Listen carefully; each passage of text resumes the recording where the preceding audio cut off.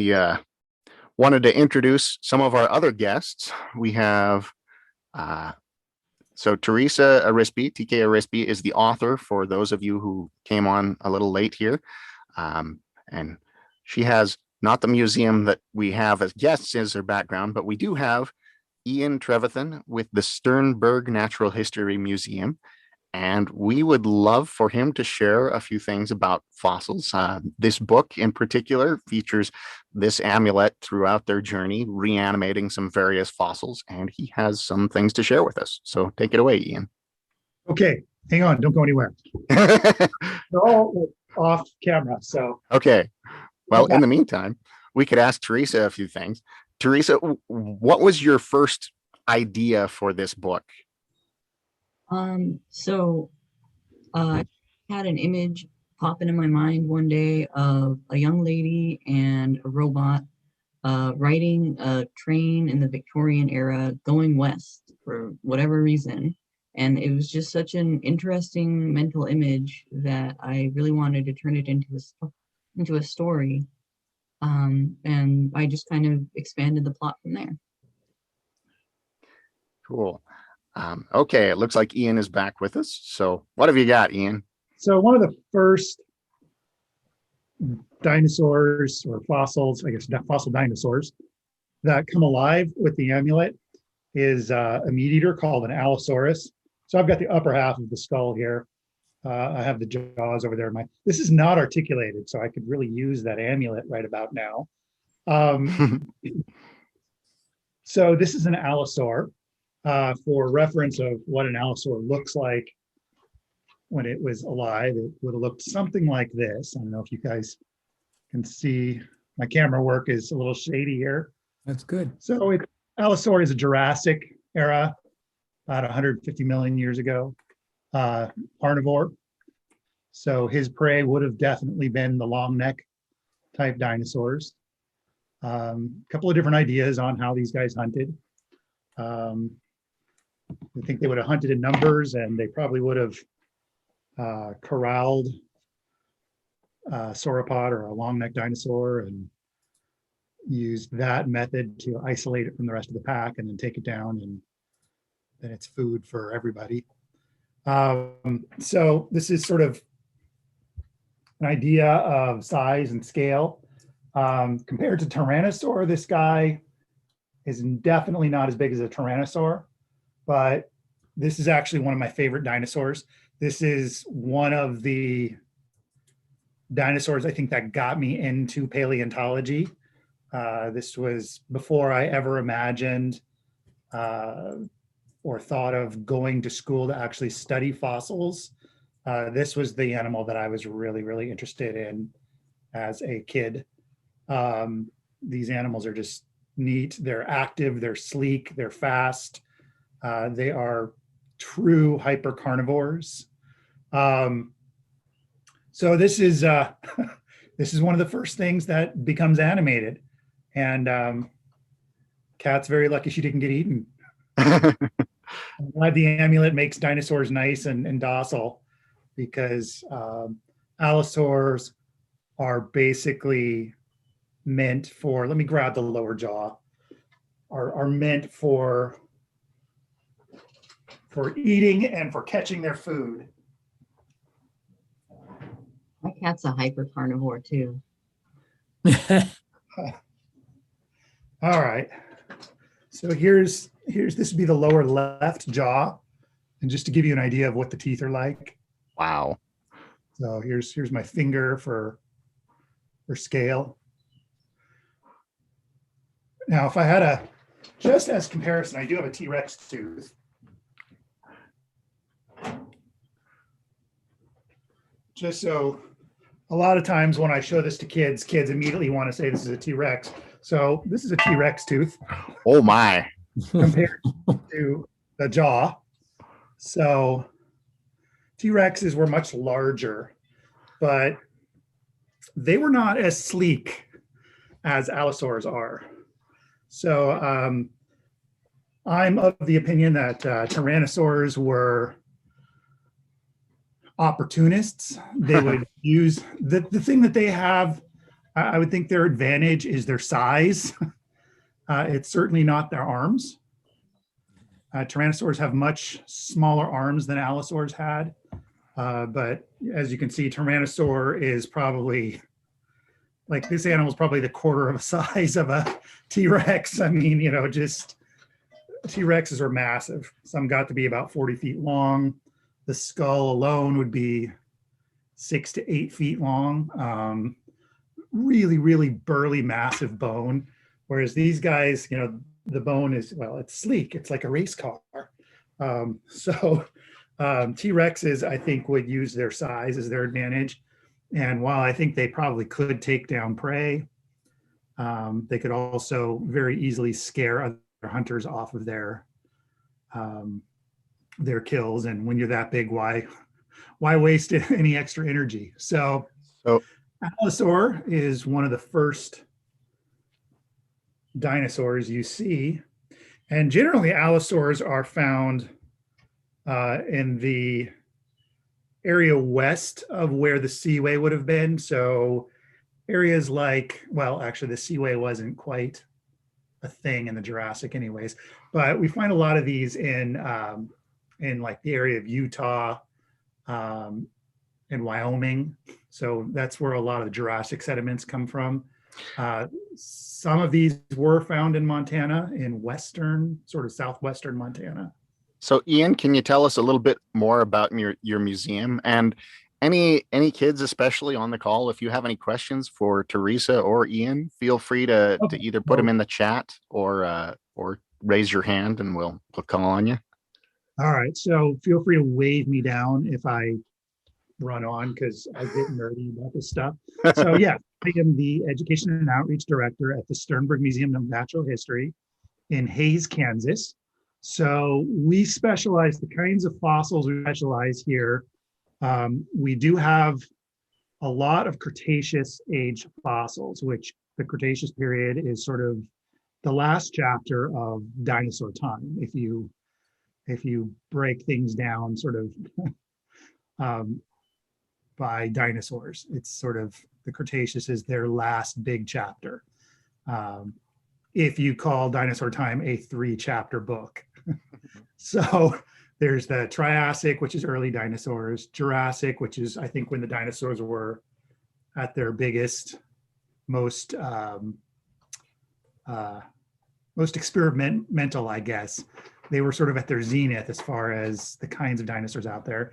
And then there is the Cretaceous, which is sort of the last chapter of sort of the dinosaur age, and eventually the big ones anyways, sort of fade into history. So we are dead center in the middle of what would have been the Western Interior Cretaceous Seaway during the time of the dinosaurs. And so the interior Seaway was actually a relatively small and shallow sea that would have stretched from, probably the western shore would have been between, where Colorado meets Kansas, and then as far as sort of west as the Kansas-Missouri border. So, not a huge seaway, but enough to be a barrier. So what we do is we focus on creatures that come from this region. So we get a lot of marine fossils, fish and mosasaurs and things like that. Okay. Well, I think we probably need to get back to the reading. Does anybody have any other questions or whatever before we dive back into that? I see a hand. Do you have a triceratops skull? I don't have a triceratops skull here. Most of the triceratopsians that are found are actually found west of here, because the triceratops were land animals and they would have kind of hung around a little bit further out from the beach. So we don't have a lot of triceratopsians here. I've got some other dinosaurs that are kind of similar, But the Triceratopsians you're going to find over in Montana and Wyoming and places like that. Those tend to be my favorite too. Yeah, they're really cool.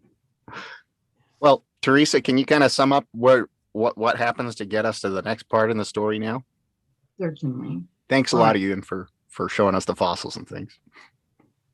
Okay, so shortly after the conversation that Ben just narrated, Kat and Hermes are attacked by a mysterious monster, and an Allosaurus saves them, and then they start heading west. And in Indianapolis, they're pursued by some of Mr. Dubois' henchmen who claim that Kat stole the amulet from him, which isn't true. And then they're helped by a mysterious giant named Iapetus who works as a strongman in the circus. And they discover that Iapetus is a grandchild of Prometheus, which is the name of the creature created by Dr. Frankenstein. So he's trying to help them out because he's a super nice guy. But his boss, Mr. Fitzwilliam, is a jerk and doesn't like that Iapetus isn't technically doing his job by helping people in need. So that's when what Ben's going to narrate comes in. Okay. And here we'll go back to that.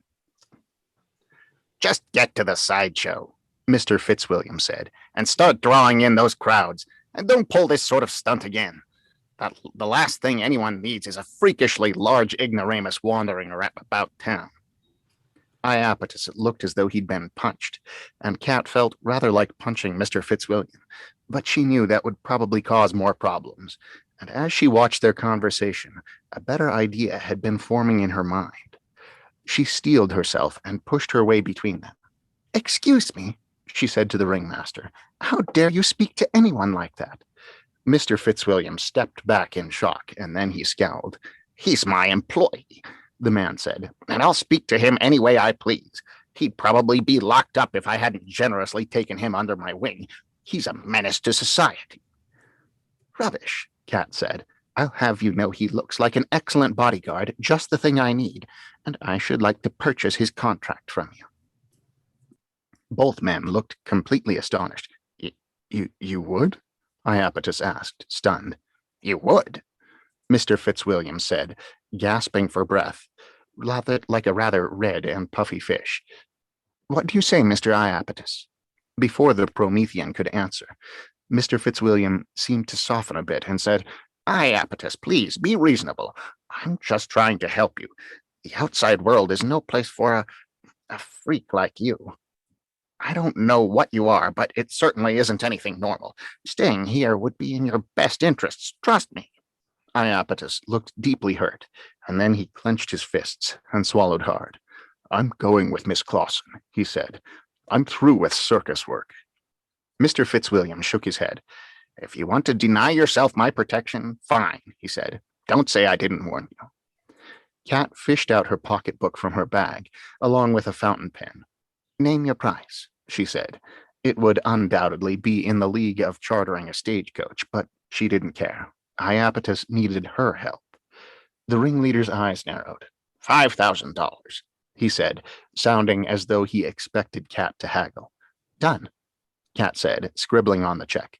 "I mean 7,000, Mr. Fitzwilliam said. "Too late, it's already written," Kat said, signing the check with a flourish, tearing it out of the book and waving it to dry the ink. "I'd like that contract, if you please."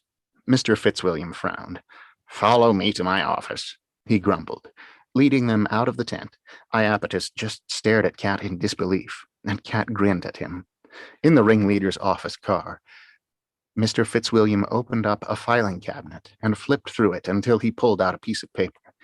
He looked at the paper regretfully, as though wishing he could have gotten more money from it, and then handed it to Kat as she passed him the check.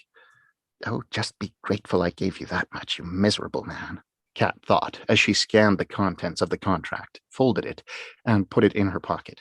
"Thank you, Mr. Fitzwilliam," she said with proper ladylike restraint.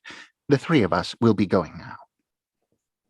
Cat led them back to the storage tent, as it was still a good place to hide, even if Iapetus didn't work there anymore. The Promethean was silent the whole way, and Cat started to worry about him. When they stepped back into the shadows of the tent, Iapetus staggered a little and fell to his knees, then burst into tears. "Thank you. Bless you," he managed to get out. I can't believe you did that."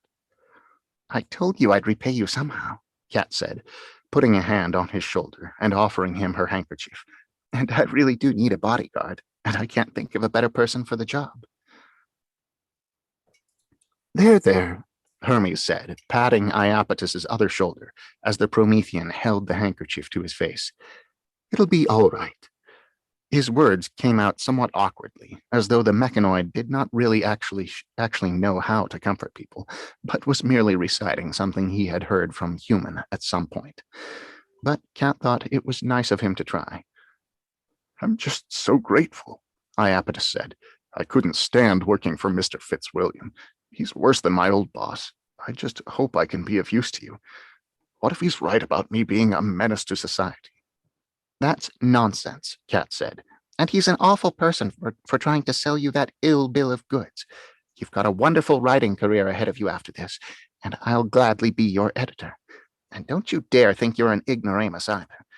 It's a terrible thing to assume that a man with plenty of brawn hasn't any brains. My grandfather was built like a bear, and he made a fortune with his business genius." Iapetus swallowed hard. "Thank you," he said again. I hope I'm an adequate bodyguard. I'm afraid I have no combat training. I don't even know how to use a firearm. Oh, I should have learned how to box from the dog-faced man when I had the chance."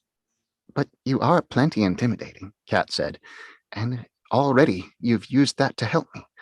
Don't worry so much about the details. Do you want to go on an adventure or not?" They spent the afternoon getting ready for what would probably be a long trek west. Cat was still worried that she and Hermes would be recognized, but she figured that the city contained enough young ladies with assistant mechanoids that she and Hermes would blend into the crowd just fine. Cat's budget had now tightened considerably, and a private stagecoach was completely out of the question. Her first order of business was to treat Iapetus to some new clothes. Thankfully, a clothier in town specialized in attire for tall men, and the largest sizes there just managed to fit the Promethean. "Are you sure you want to buy these with your money?" Iapetus asked, as he inspected his new outfit in the mirror. He looked rather unsure and self-conscious. "Should you be taking it out of my paycheck?" "Not at all," Cat said. "Consider it one of the benefits of the job. My, don't you look sharp now? I dare say I do have quite the eye for fashion." "I'm a writer." Just a second. "I'm a writer, not some sort of Western hero." "You can be both," Cat said. "And I also think it will help you look more convincing as a bodyguard. If Dubois' lackeys were afraid of you before, now you look even more intimidating. And right now, that's what we want."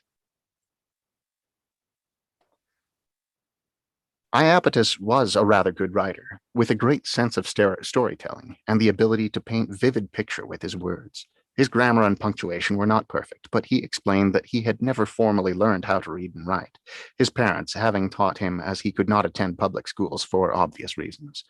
He clearly had a talent, however, and Cat enjoyed delving into the products of his imagination while she ate.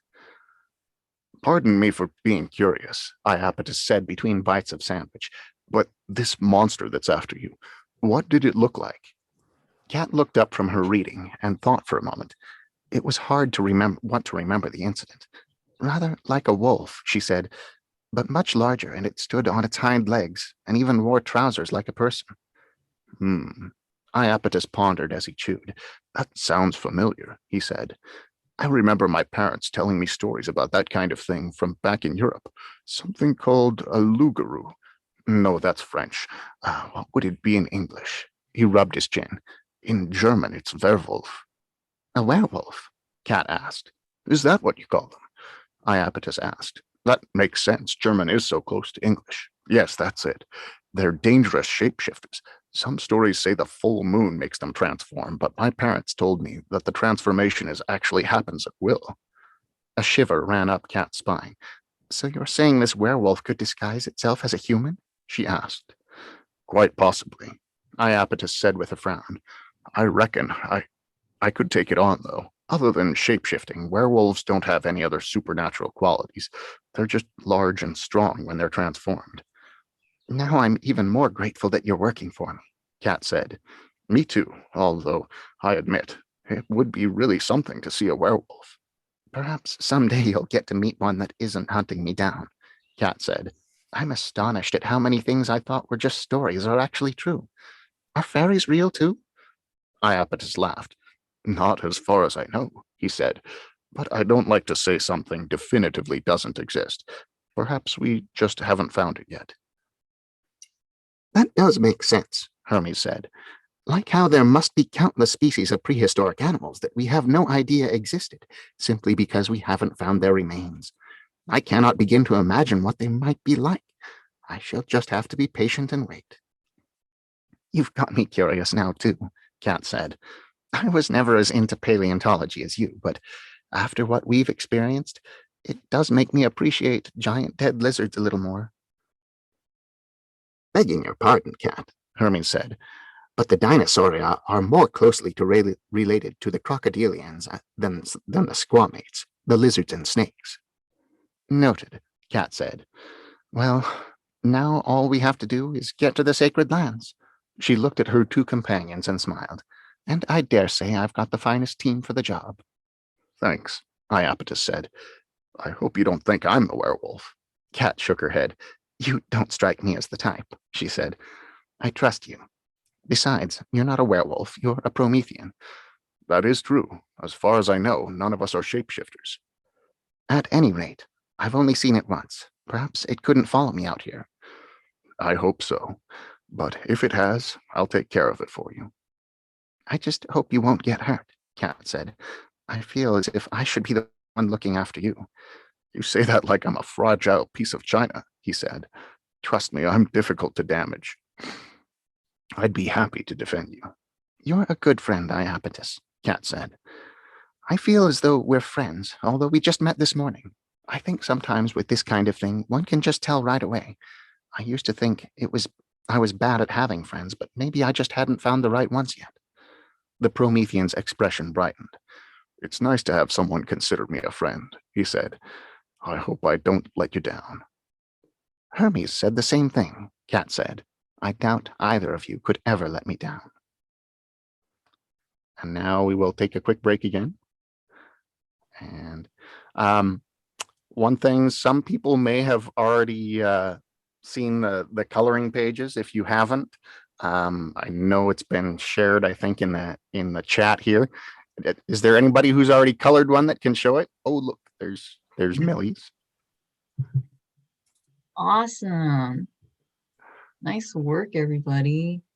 That's great. If you would like to share yours, hold it back up and just say a couple of things so that we can see you on the main screen, which means you have to take yourself off of mute. And really quick, so these coloring pages, they were done by Teresa. She's also an artist as well as a writer. She's at least as talented as Iapetus. So anyway, anybody have anything to say about your picture?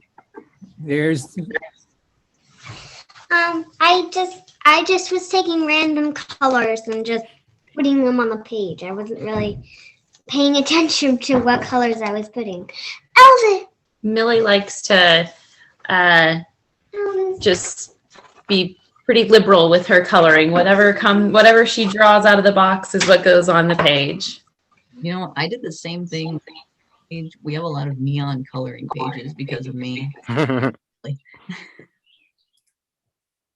Yeah, I'm going to show you just very quickly. These are some of the ones that are available on her website, and I have put that link in the chat, and we'll do that again. So they're quite creative, and you can see this is the one that that Millie has already done.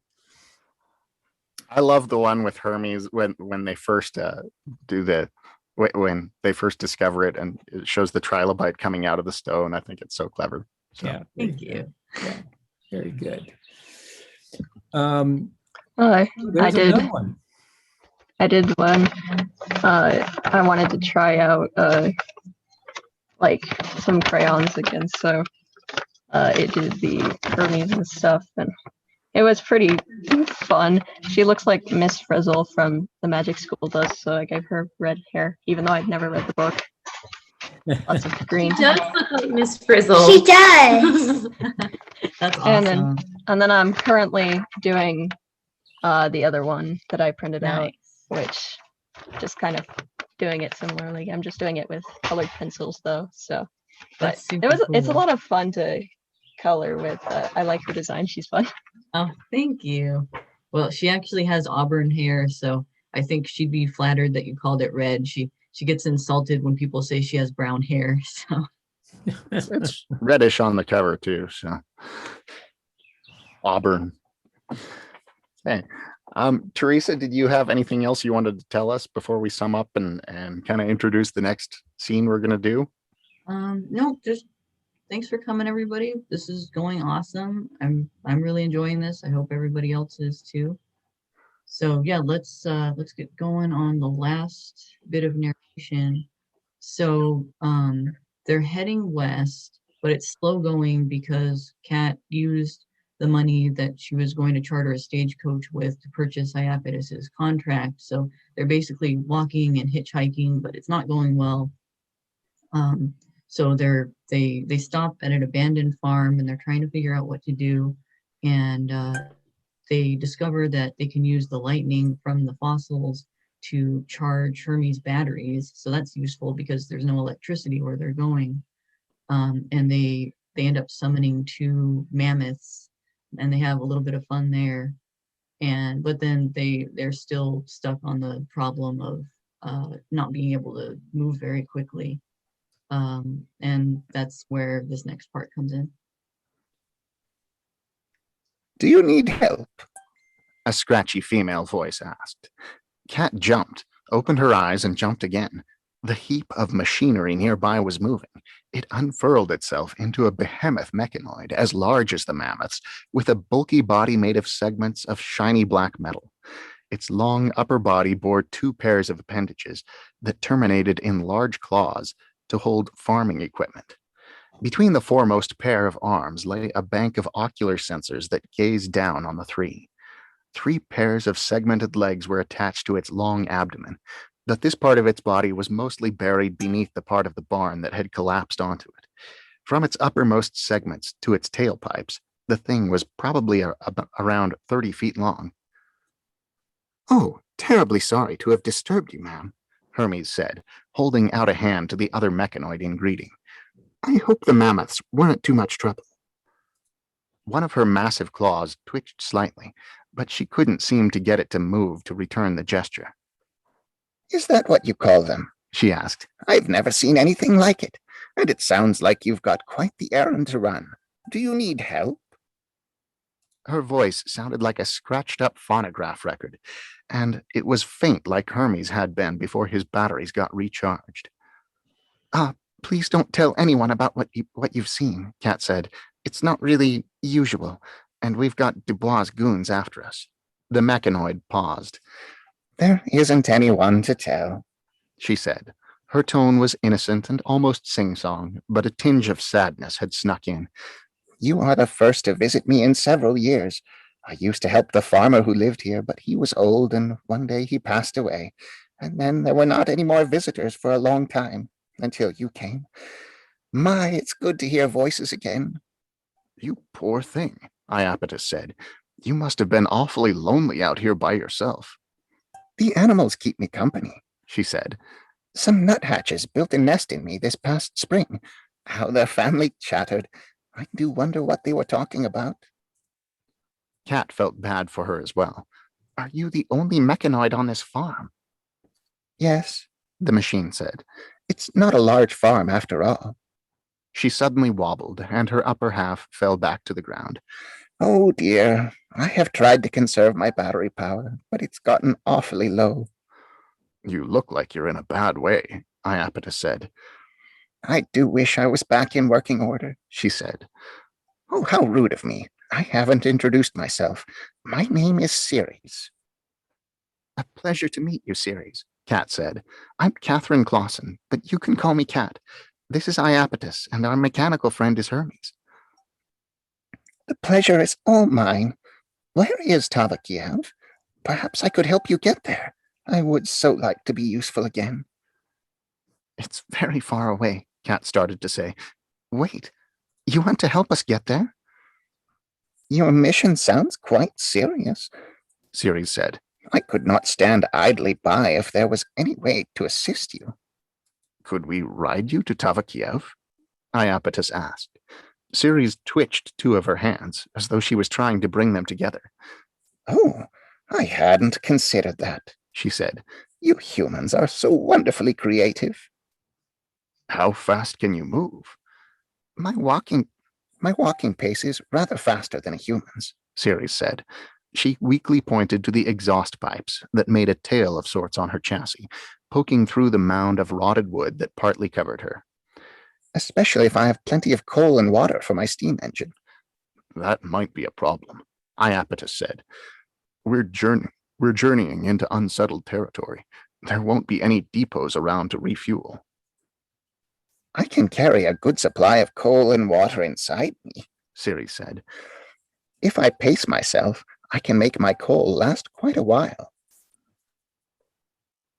That's all well and good, Cat said, but you're clearly in no condition to go anywhere. You can barely move. Let's try to fix her up, Iapetus said. Hermes, you probably know a bit about how to repair your fellow mechanoids, right? I wasn't built for the task, Hermes said, but I dare say I know a bit about how we work, of course. Iapetus moved to the pile of wood and began tossing away gigantic beams. Cat, what do you think? He asked as he worked. She'd be more reliable than hitchhiking. Good point, Cat said. All right, let's go for it. What can I do to help? And I think that's where we'll leave it for today so we can have some time for some conversation with the author and other questions and things. So I want to thank you again, Ben. You always do an excellent job. I was so curious about how you managed to do Hermes' voice itself, and now the secret is out. the cat's out of the bag. I do want to, before we open it up to questions with Teresa and possibly even, Ian, or for you, sometimes people have, great questions they want to ask you. I do want to just very quickly share my screen to let people know what is in progress or that will be coming up very shortly. Our next read-up will be a Zach Bates Eco-Adventure read-up, where Ben will we'll read from Junkyard Dog this time. This is book 4. It's the latest book of the Zach Bates Eco-Adventure series book itself, and it will be on Saturday, May the 8th from 12 to 1, just as this one is. So registration is now open. If you have not registered for the read-ups and you want to be kept informed, once you register one time, we will keep you up to date on our read-ups, both the Zach Bates read-ups and also the guest author read-up itself. And we've had so much fun with the Zach Bates read-ups, since it's all about animals, that each one is a Bring Your Pet Day. And while I haven't noted it here, if you have a pet, whether it's a photo or the actual pet, if the pet's small enough, bring that. Or you could also dress up as your favorite animal character from the Zach Bates series itself. You could dress up as Raykit, the magic cat, or Samson, the flying dog, or any of the other ones if you happen to know of the other characters that are in the book itself. And coming in June, we're looking forward to our next guest author read-up, which will it's May 29th, I think was when that one is. You're right. I'm sorry. What did I say? I said in June and wrote it June. here in June. You're right. So at the very end of May, we're going to actually do something a little different. We're going to give Ben a little time off. I think I'm going to still insist that he comes. But anyway, that's up I'll be to him. But Amy Dusher will be the narrator for Tricia Copeland's book, Kingdom of Embers. So more information will be coming about that if you're on our readers list itself. And I'll stop sharing my screen and then open it up for any questions and or comments. Okay, I have a question for Ian. Can I come live at the Sternberg Museum? You are welcome anytime. I just would gonna give you set a up a- comprehensive tour of the entire area. You'd be so sick of me. Yeah, okay. I'll just come set up a sleeping bag right next to the cave bear. And Hey, it's been done.